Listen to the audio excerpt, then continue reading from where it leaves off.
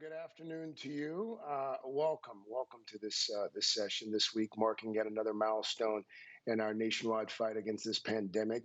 According to our NBC News count, the United States has now passed some 43 million cases, 690,000 plus deaths. And as Pfizer's booster shots continue to go into the arms across the country this morning, the company submitted data to the FDA on the vaccine safety and efficacy for children between the ages of 5 and 11. And this comes as parents, including myself, full disclosure, anxiously await word on when our young children might be able to get their first doses ahead of winter, the holidays, and of course, the impending flu season as well. Joining me now to talk about all of it, Albert Bourla, the CEO of Pfizer. Dr. Bourla, good afternoon to you. Thank you so much for your time. Good to see you. Good to see you, Craig. Thank you for making the honor to me to invite me. Let's start with the morning's news. You submitted the data to the FDA on the vaccine for children between 5 and 11. How soon do we expect approval? And I know you've talked about Halloween in the past as a realistic timeline. Does that timeline still hold?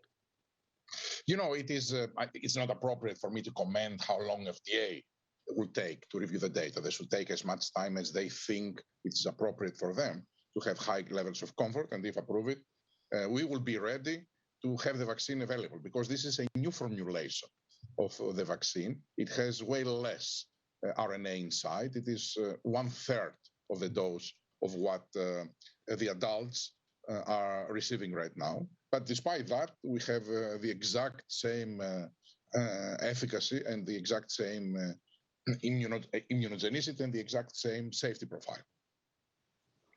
Timeline, Halloween still realistic?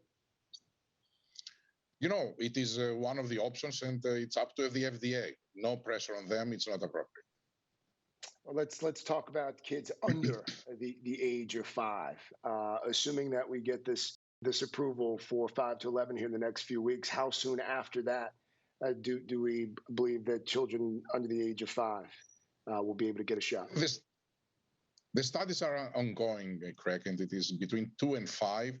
I believe in a couple of months, we should be in a position to have the data and then eventually submit before the end of the year. Before the end of the year? Yeah. From your lips to God's ears. And I'm very careful when I speak, because I know that in addition from my lips to God's ears, they go to the ears of everyone, and everybody remembers what I say. So I'm very careful. That is true.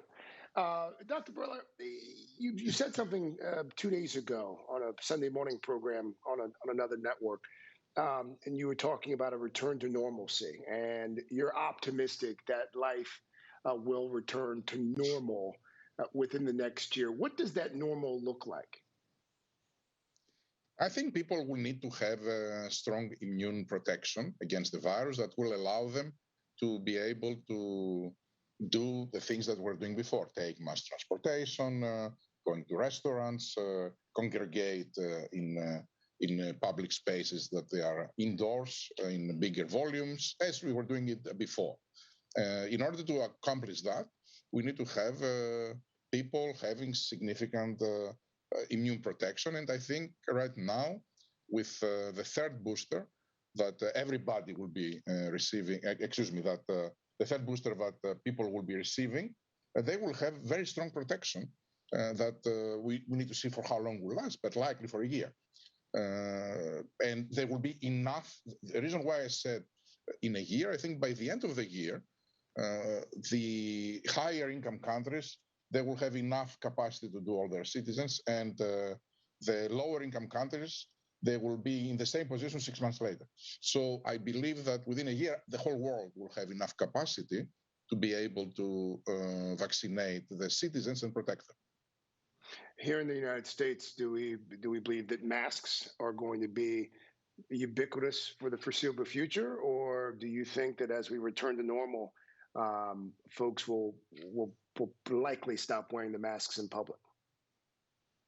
I think as we return to normal, people will likely stop wearing masks in public. That was actually the recommendation, if you remember, of the CDC before we see the waning of the immunity and then the rise of the Delta variant. So with everything we know right now, people fully vaccinated, likely they will be able to live their lives almost like before. Let's talk about the boosters for a bit. President Biden, as you know, got his on Monday. There have been some reports of rocky rollouts, some long lines, some confusion still over who should be getting the booster, depending on where they live. How do you think it's going so far, the booster rollout? I think it's going very well. Look, what we are seeing, it is what democracy is all about. People should have an opinion. You are not in a situation that you can ban people from saying what they believe. So when people are saying what they believe, they are people that believe differently. So that it's regular that will lead to some confusion. Eventually, we have processes in a democracy. The process is the FDA that will approve or not a product. The process is the CDC that will issue a recommendation or not. Those things have happened. And right now, we are already rolling out the boosters to those that they want them. And I believe that that will be very successful. As you know, probably, there continues to be some talk about mixing and matching, whether folks who initially received that Pfizer vaccination could potentially get a Moderna booster or vice versa. Have you looked at that at all? Have there been any conversations between Moderna and Pfizer about that? We haven't done studies ourselves to see if our vaccines, for example, can be boosted by Moderna or if Moderna's vaccine can be boosted by us. I know, though, that many governments have done those studies, including here in the US. I know that the NIH are running studies for all three registered vaccines, J&J, Pfizer, and Moderna, and they try to see if they can boost one with another. The data are not complete yet and have not been released. And also clearly, there is no indication in the label. So FDA has not approved something like that. The World Health Organization, the WHO, has opposed boosters, arguing that more countries should be getting first shots, poorer countries. The CDC in Africa, I believe less than 5% of the population of that continent is fully vaccinated. There have been some who have suggested that perhaps a sharing of intellectual property so that the vaccine could be made more widely available to these poor countries. That's something that should be considered. Well, what say you to that, this idea that we should, at the expense of boosters here, perhaps be trying to get more first shots in arms in poorer countries? I think this is wrong. I think WHO, World Health Care Organization, should be making recommendations based on science and on the health. And I think that boosters should be approved or not, only based on the fact that there is a need and they are safe and effective. If any of the three is not valid, they should not be approved. And if all three is valid, there is a need and they are safe and effective, it should be approved. We cannot say that I would like to have less protection to one country so that I can give more protection to another country. Now, that being said, I think it is very important that we should resolve this with an end, not with an or. It's not me or you, it's both. And all our efforts as Pfizer, and I'm sure that I know that other companies as well, it is to ramp up manufacturing to a level that it is was unthinkable a few months ago, so that everybody can have it. This year, we are making 3 billion doses. The year is over in 3 months, right? So it's not that I'm making long-term projections. This year, we'll make 3 billion doses. And we pledged that 1 billion of these 3 billions will go to the low and middle-income countries. I can tell you that right now, the allocation of doses likely will exceed the 1 billion. Next year, we'll have 4 billion doses. That's 4 billion doses only from Pfizer. So I think that the situation will be such that everybody will be able to receive the dose. And by the way, approval or not of boosters will not change the allocations that we have for doses. For example, because US is approving boosters, We are not going to give them more doses than what we have signed and promised to them earlier, months earlier, for this year. The same is because US is getting boosters. We are not going to change the allocations to any country in the world, but we have promised doses this year. I want to go back to something that we talked about just a few moments ago with regards to children, specifically, Dr. Bourla, because is it your thinking that once the 5 to 11-year-olds start to get vaccinated, you take the sheer number of children in that group that we have in our country, and you add the folks who've already been vaccinated, fully vaccinated, then you add the folks who've already had COVID, who have some level of immune resistance in their system. Is that how we reach herd immunity once the kids start getting shots in arms here in the next couple of months? I think so, yes. You need to be able to have immunized a very large part of your population. It depends on the variant. It used to be 70% of the population needs to be vaccinated to start seeing herd immunity. The Delta variant is a little bit more contagious, so you may need to go to higher levels, but definitely with the introduction of all the way to 5 years old kids, we are having a very strong push towards this direction. How concerning are future variants to you? You know, I don't think we should be scared about them, but I think we should be prepared for them. The current variants, there are a lot of them. Every time that one is emerging, we are testing it. We are having a surveillance system that we are getting the variant and we are testing if our current vaccine is effective or not. And if we suspect that it might not be, we start immediately producing a vaccine that it is tailor-made for this variant. We have done it twice so far. When we had the Beta variant, it was the variant that first originated in South Africa, we immediately started and we developed a vaccine that was tailor-made for the Beta variant. We didn't need it because eventually it was proven that the current vaccine has extremely high effectiveness against the Beta variant, so we put it on the shelf. When Delta appeared, we started the same. So right now we are in the middle of the process of producing a specific for Delta variant vaccine. It is 99.9% probability that we will not need it. The current one has been proven that it's very effective. But we didn't want to lose 3 times and discover maybe that we need it after it was too late and it was many people behind. We will continue doing that. So we will always try to be ahead of the virus, and we will try to be able to have the right immune responses and with the right vaccines if it is needed. We are also working, as you know, on treatments. And we announced yesterday, I think, that already we initiated our 3rd study with an oral, a pill treatment against COVID. There are 3 right now that we are running for a pill. If that's successful, and we will know before the end of the year, that will be an additional way not to worry about COVID, because that will be an additional tool for those that are unfortunate and they are conduct the virus to be able to have a treatment. So yes, we need to be alerted about variants, but if with everything I know right now, I don't worry. Have the initial trials with the oral treatments, have those trials been promising? Yes, what is promising so far, it is that we have seen that this oral treatment has very strong antiviral efficacy. It means that it's killing the virus in vitro, right? Not in animals, in the lab, not in humans. Then we gave the medicine to the humans, and we've seen that the medicine is concentrating in the tissues that needs to go in very high, it has very good pharmacokinetics. These 2 are necessary conditions for efficacy, not sufficient, but necessary. So, but with those 2, we have high hopes. So we are waiting to see the studies are running. They are efficacy studies.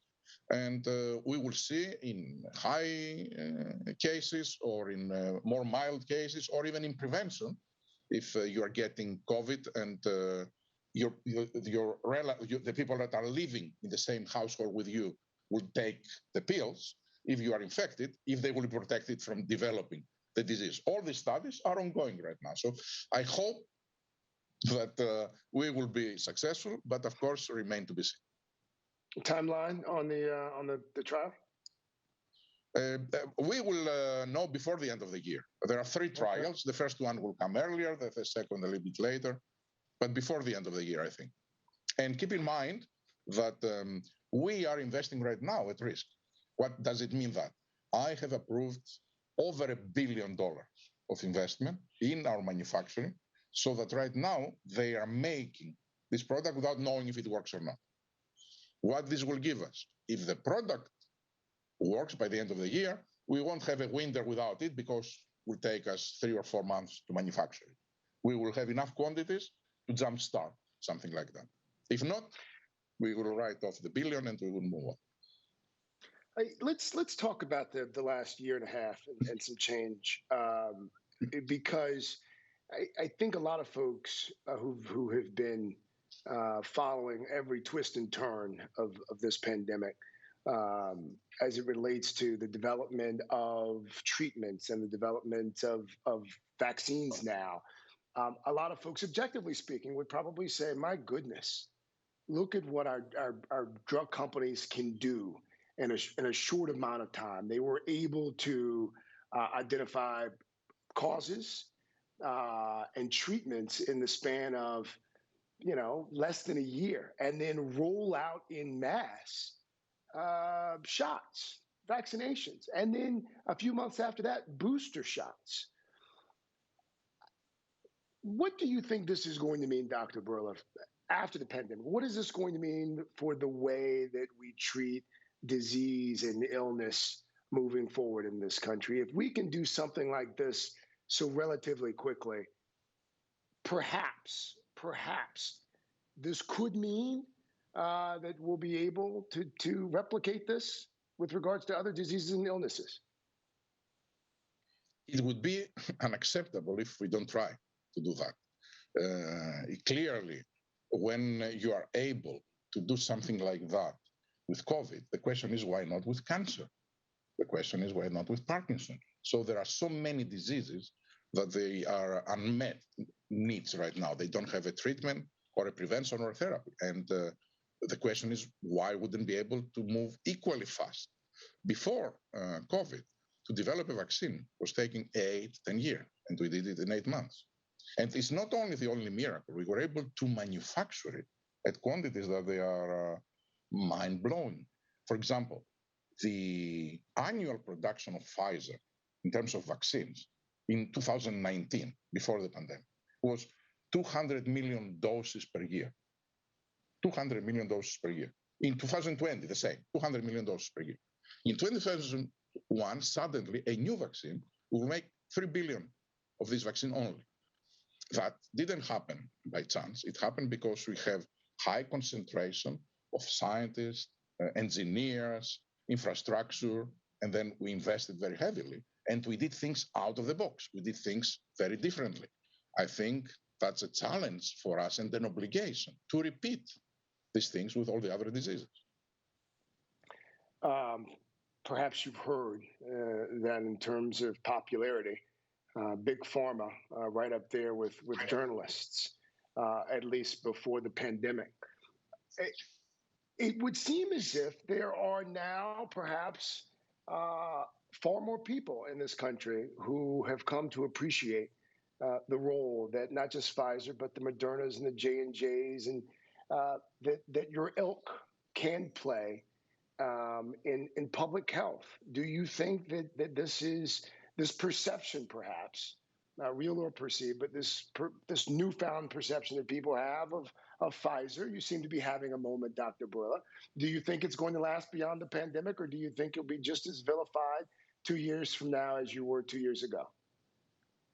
I do not consider it given. I think we should continue earning the trust of the people every day. And if we are making the mistake to be arrogant and think that because now people indeed love us, that's something that we don't have to work to maintain it and sustain it, is a very big mistake. The reason why our reputation went so high after the pandemic, it was because a big aha moment for the people was the power of science in the hands of the private sector. Everybody realized what is the value proposition to society of the existence of a thriving life sciences sector like ours. And that is what brought us there. But what brought us here will not take us there. So we need to continue doing that, and we need to continue doing the right things, behaving the right way, producing innovation that it is seriously changing patients' lives, and then maintaining and transparent, honest, and authentic communication with the people. That's what needs to continue to be doing. That feels like a good spot to end it, Dr. Bourla. Thank you. Thank you so much for your time, and thank you even more for over the last year and some change, making yourself available for lots of conversations like this. You've done a solid job of answering the questions. So thank you. Be well. Thank you very much. Stay well.